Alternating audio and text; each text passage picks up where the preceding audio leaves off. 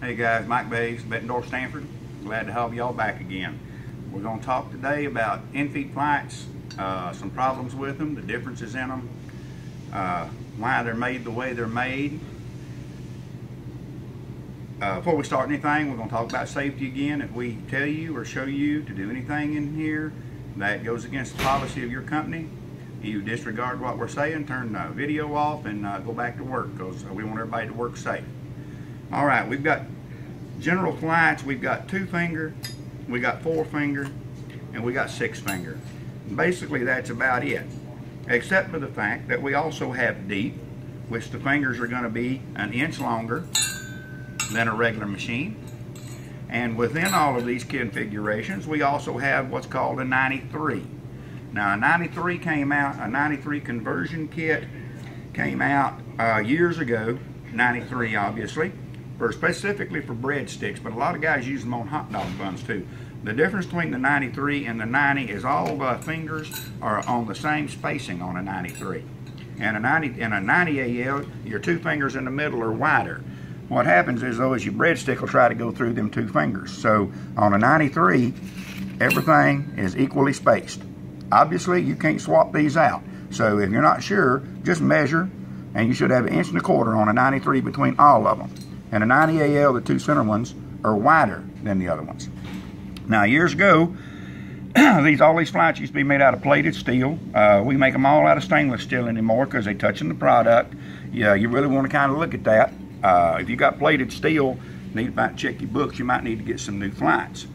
We get a lot of questions about these flags. Why is these flags on there? Those flags are on there to offset your buns. As your bun's coming down like that, and the ones on top set like that, that keeps that top bun from trying to ride over. We also get a lot of questions on why is there a hole in there. The hole in there is so you don't get a double trigger on your bag blow up eye and blow bags up when there's no product. There is a relationship between the pushers and the top transfer pushers in the Infeed flights. We're going to go over that in a little more detail when we talk about the top transfer pushers. Today we're just talking about the flights. Now, we got Dale with us here again. He's our local celebrity. He's our local celebrity again. Y'all be seeing quite a bit of Dale. As I mentioned before, he's over our parts assembly department. And once again, if he's either assembled or supervised it, so if you get something put together wrong, send the hate mail to his house.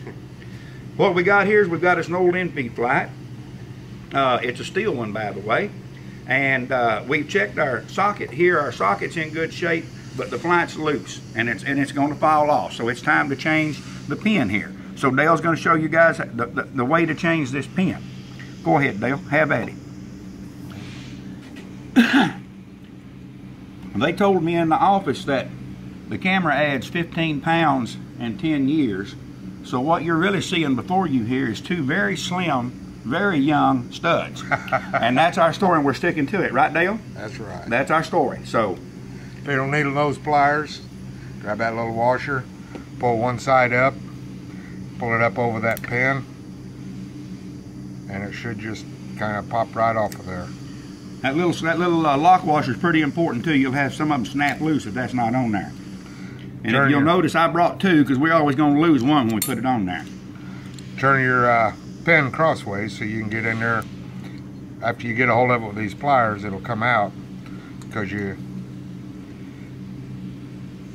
squeeze that together, and then you just go like that and it comes out. If you don't have your pins lined up right, it won't come out.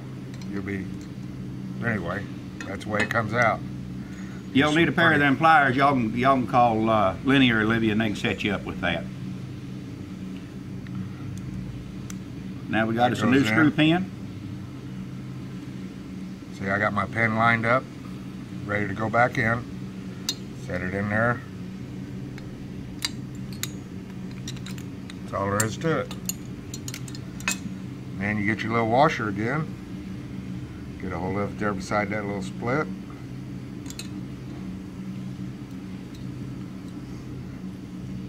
Like this, off one side, and then slide her back on.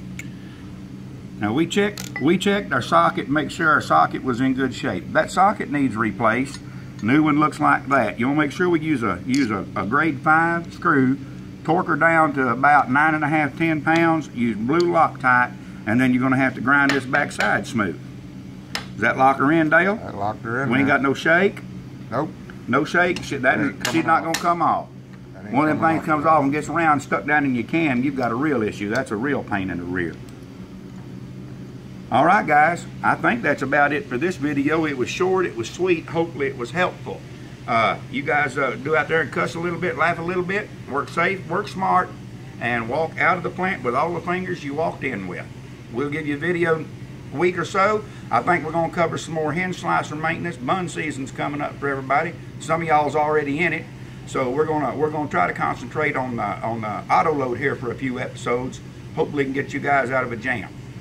We thank you for watching, and we'll see you in a week or 10 days.